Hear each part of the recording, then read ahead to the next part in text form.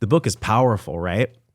But there is no way, and I mentioned this earlier, that people take all the strategies in your book and their shit's not going to come up when they try to implement them. Dude. This is where the rubber meets the road. Yeah. Can you talk about this concept? This is the coolest. It's the biggest piece, and I'll just ask it like this.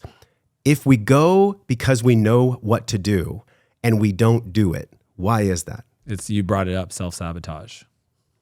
See, for example, right now, I tell my personal journey because I want it to be relatable to people. I'll do a few other ones first, and then I'll tell the last one. But so, for example, somebody wants to go and be an entrepreneur. Okay, so they're like, I want to be my own boss. I want to make, right now it's that 10K a month is like the cool thing to say. I want to make 10K a month. I want to be my own boss. Cool. Well, making 10K a month for people that might be making 50 a year is rich, and they want to be rich. The problem is they don't realize that in that stretching of becoming that, they have judgment around rich people. How so? What do you mean by this? That? I'm going to give you a frame to think about. All self-sabotage is a judgment around the result. All self-sabotage is a belief around that person and what's true, and then a subconscious fear around achieving that. Okay, there's only 3 fears: fear of judgment, fear of rejection, and the fear of success. So think about it. I want to be rich, but I have a money mindset belief that rich people steal from people.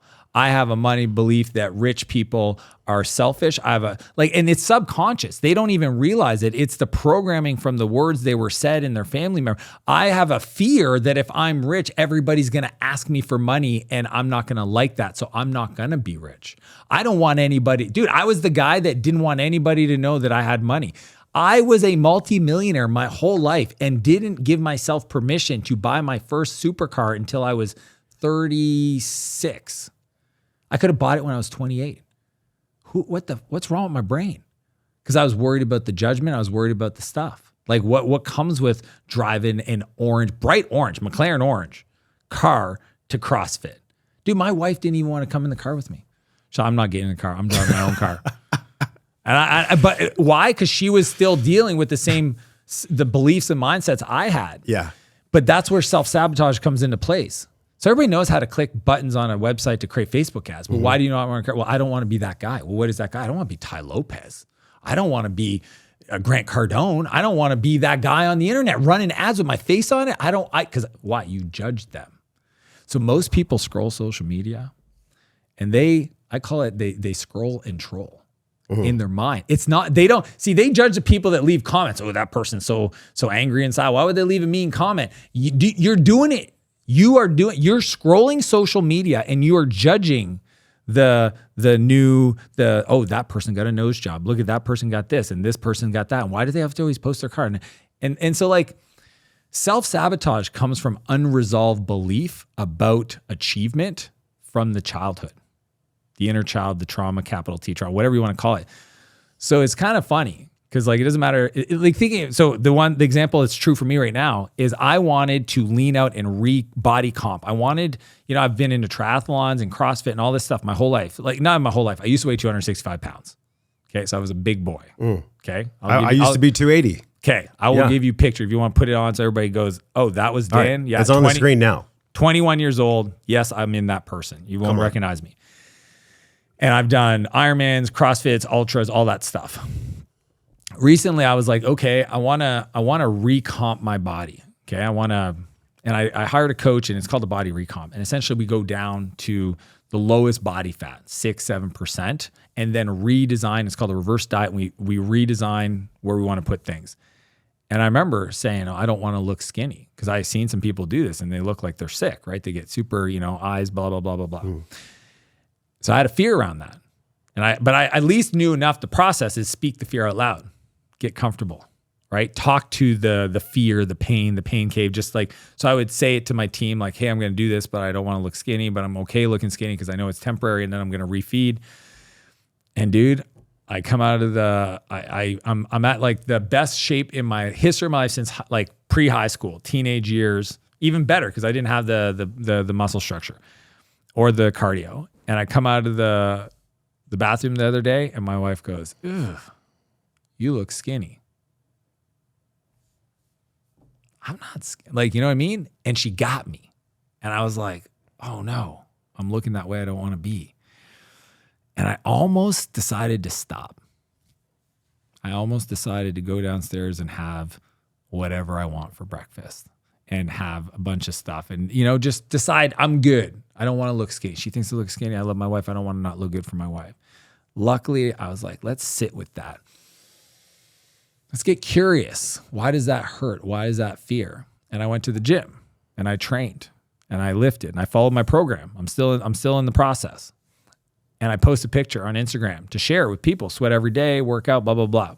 Her reply, I'll send you a screenshot of this text message. She goes, heart emoji eyes, the heart eyes.